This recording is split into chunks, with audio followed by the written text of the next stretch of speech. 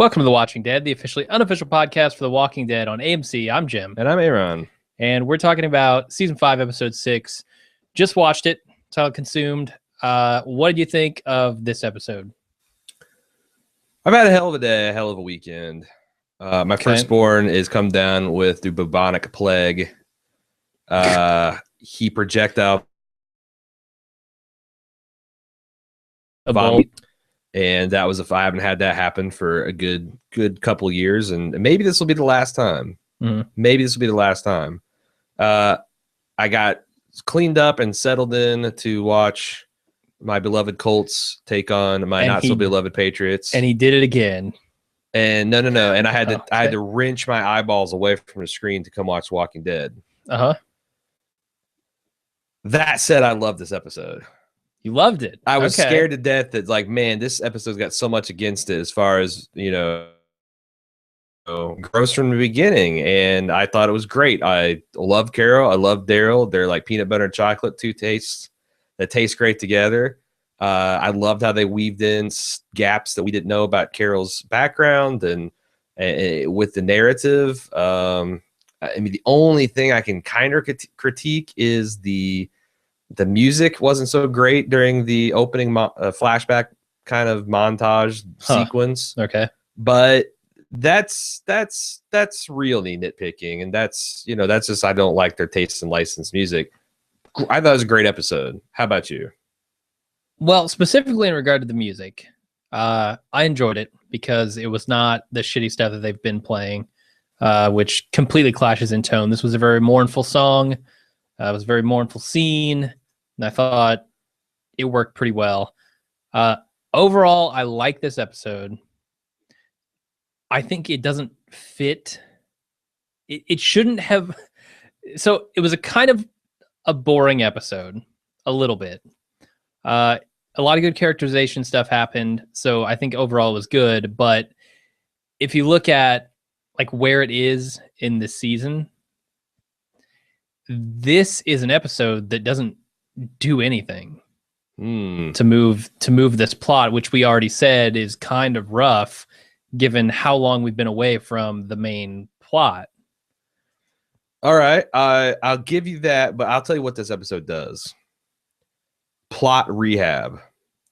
Suddenly I'm back to, I've forgotten about the kind of distraction with Abraham and the fact that they're just 15 miles away. Okay. I've reinvested. I feel like the last minute setup of the otherwise forgettable hospital episode super relevant, and I got some good answers to questions like, was it the Carol plan? What kind of thing? And Daryl Dixon setting this up with, they got people and guns. So do we. I'm super invested I feel like we're headed towards a really exceptional mid-season finale, which is always nice for people to try to podcast and enjoy The Walking Dead. Yeah. I think so. I think that's what it does. It basically. I agree, but take a look at where we were at the end of episode 3. That plot hasn't advanced in 4 episodes now. 4 episodes, and that plot has not gone any further. It's still at a standstill. And I feel like when they did this stuff in the last half of last season with like Still and episodes like that, it didn't feel weird to me because they hadn't been doing this all along, like jumping around in time and like kind of setting up this very intricately plotted thing where we're not going to get back to our main set of characters for 3 episodes. So when they do it, it's like, are we ever going to get back to the story? Are we ever going to get back to Rick doing anything? So it's interesting because I guess I don't mind them getting back to Rick's side of the story, even though he obviously is one of the, he's instrumental to show success and, everybody's favorite characters, Rick and Carl and that whole dynamic. But I think where I disagree with you is I feel like that the Carol and Daryl aspects together are at least as interesting what's going on. In fact, I don't know that what's going on with Rick right now is all that interesting. It's because it happened a month ago. I know, literally, it really did, and so I see what you're saying. Is I'm in the uncomfortable position of defending an episode of The Walking Dead. I don't even know what to fucking do with myself. I I see what you're saying. I just think that I can't hate it on that because I thought that I do care about Carol and Daryl. I thought the church was a great place to leave off on. You know, like there is nothing that needs to be resolved at the church. Now I've got Carol and Daryl. Well, at least Daryl, and obviously it's going to be it's not Glenn. It's the guy that jacked her weapons tonight. Oh, Noah. Yeah, it's going to be them coming back, and that's who Daryl's got, and they're going to get the posse together, and they're going to mount up, and they're either going to save Carol. I think probably only one of Carol and Beth are going to be saved. Okay, one of them is going out. I just want everyone to brace themselves for that possibility. I don't see both being saved because they basically saved everybody from Terminus with 0 losses. It would be very strange to have a repeat a heroic performance like that. Yeah, and I'm not saying that this is a bad episode, but in the context of the season, it just felt like it didn't move anything. Yeah, and I hope they kill Beth, honestly. I like Beth as a character, but Carol is terrific. And I don't think you can. Yes, it would provide a lot of heat, and it would make people think, "Holy shit, anyone can die." But as I was thinking about Carol and Daryl, how they've been in the series almost from the beginning. Yeah, like Carol, I think might have had a cameo in episode 1 for damn sure. We met Daryl in like episode 3. But yeah, I just. And the episode benefited immensely from their shared history. They can talk about, wow, look at where we were, look at where we are now. Yeah. You know, Daryl can be like, oh, this is a women's shelter, and that actually means something. And if they cut Carol off,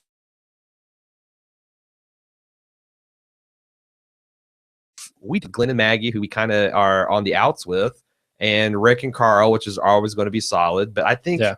I really feel like they need Carol. They need another person that's got that connection with Daryl.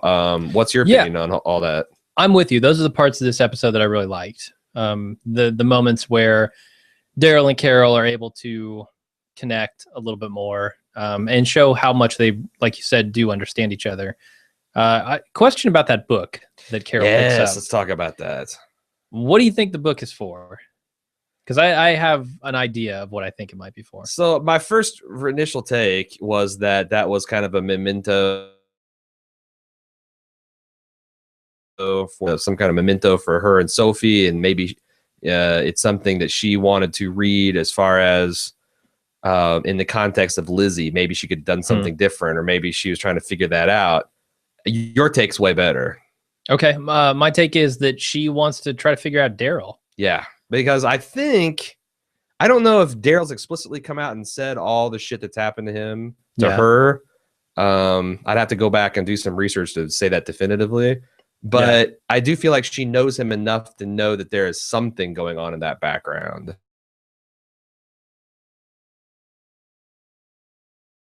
Enough to try to help him.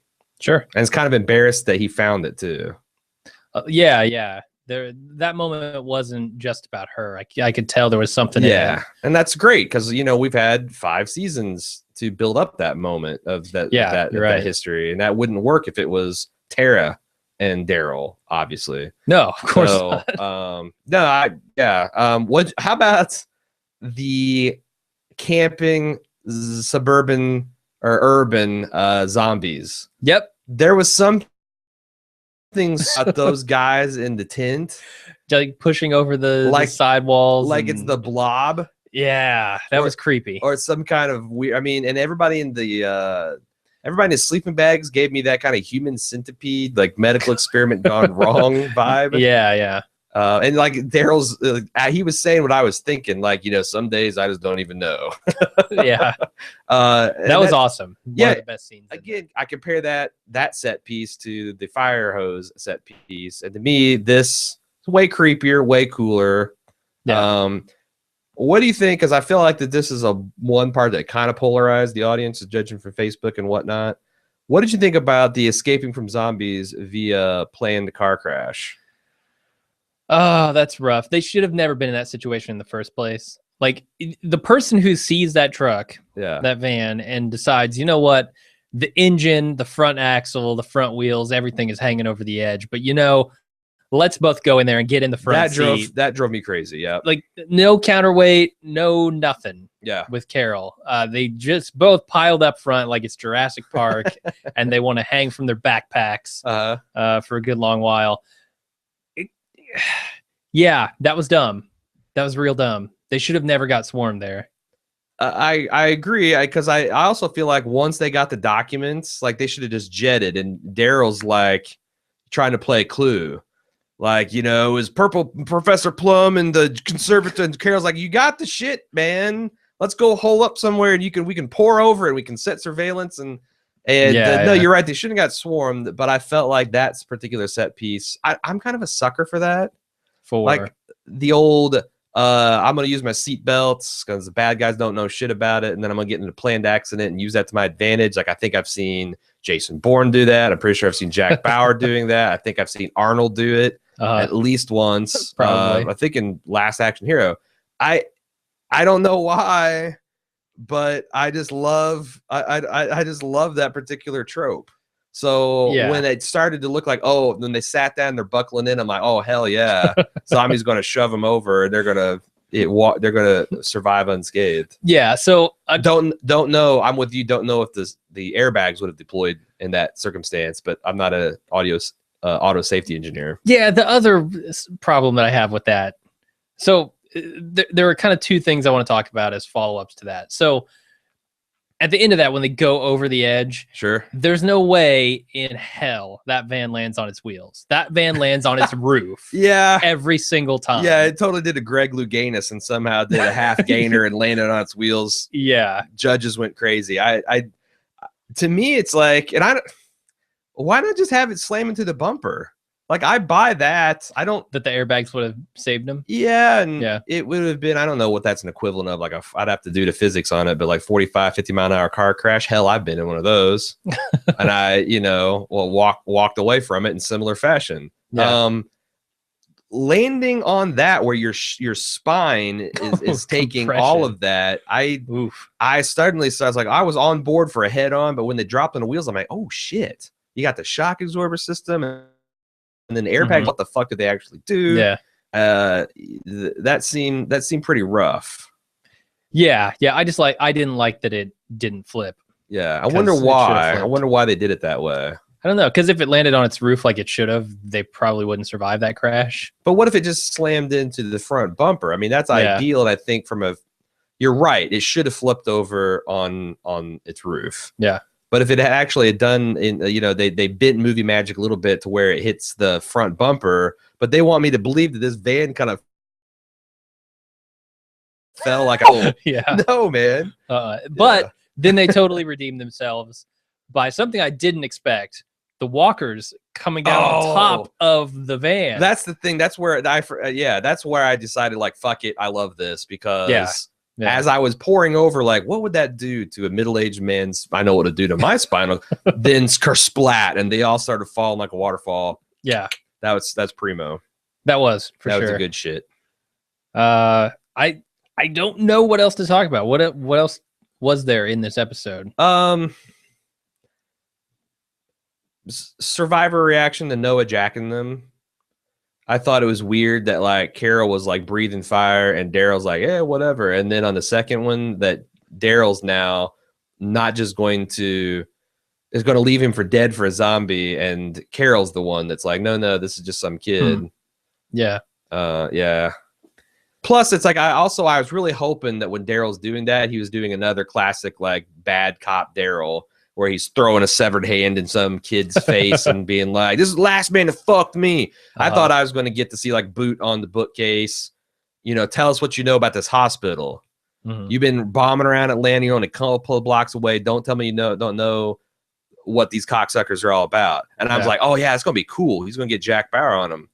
So nope. Then it's like, I wonder why they I didn't understand the setup then. Yeah, I wonder if something changed in Daryl's head between then and the end of it. Yeah. No, I mean, you're harshing my buzz, man. I thought this was a great episode. No, it was good. It was good. I just felt like it was out of place in the season, and yeah, no, there were some dumb things, but so much of it was made up for with the cool factor that sure, it kind of became okay. and that's the other thing. I think that the temptation is always to be like, man, what if we had cut about an episode out of what we've already seen and interleave those better and have it all, and then all these threads are starting to converge, and kind of what a perfect storm that would be versus what we got. And it's kind of like, but I just trying to not look in the rearview mirror. The thing is, I'm excited for the next 2 episodes. These threads don't converge is the thing, right? They all converge at the end of Terminus,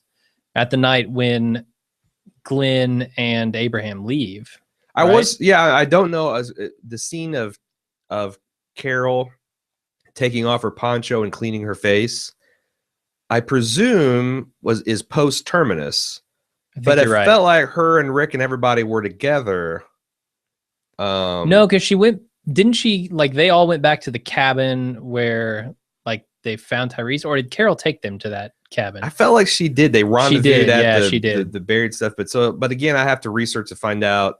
I know that had to be post Terminus because she had the poncho and the bloody face makeup on throughout that episode. Yeah. So that was interesting, and I don't know what I'm supposed to feel about. I did love the fact that we found out that she was going to go back and throw herself at the mercy of the prison group. Yeah. That she had tried to survive, and she wound up not doing it. So, she did survive. She just didn't want to. That adds a little bit of a wrinkle to badass Carol, right? Because we thought, Carol went off, she fucking conquered the world, and then she came back, right? Only at her convenience. No, that's not true. Yeah. She was missing the group, and that felt true to her character and organic. So they were doing some interesting stuff with smoke as well here when Daryl was burning the bodies, and then I think that's when they showed Carol wiping down the poncho. Yeah. They had the prison smoke versus the Terminus smoke, and a lot of smoke signals. Yeah, not sure exactly what all that means yet, but that's what the second viewing is for. Still waiting to get word of who's the post-apocalyptic, who's holding the post-apocalyptic papal office. Who's the apocalypse pope? It's Gabriel, I think. Everyone in the chain of command above Not him. even Catholic, but he's the highest ranking. What is he? I don't know. I've just assumed some United Met. I thought I saw like UMC. United Methodist somewhere in a church, but it could be wrong. Gotcha. Could be wrong. So anyway, I thought it was a great episode. Actually looking forward to doing the full cast because I got a couple other questions and some of these flashbacks and whatnot. I thought it was a good episode. Okay. Just not great. Okay. Well, then you get all the hate mail this week. Yes. Yes. All right. We'll be back for the full cast on Tuesday. Send in all your feedback to watchingdead@baldmove.com, and you can check out our Facebook thread on facebook.com/baldmove, and you can tweet at Jim @baldmove. Lots of cool stuff coming up this week. We're getting I think we're about a week away from public release of the forums. We got some of the inside members on Patreon testing out. We're bringing on subbable people this week, and expect to be a successful shakedown cruise and get it live to everybody. Pretty excited about that. Yeah, should be cool. Some other cool stuff going on. The war on Bezos is heating up. We'll have to see what happens with that this week. Yeah, I don't know, man. I'm a little worried. All right, we'll get that feedback in. Get it in early, get it in often, bring it strong, and hopefully we'll get to read it. We'll see you on Tuesday. All right. Bye, everybody.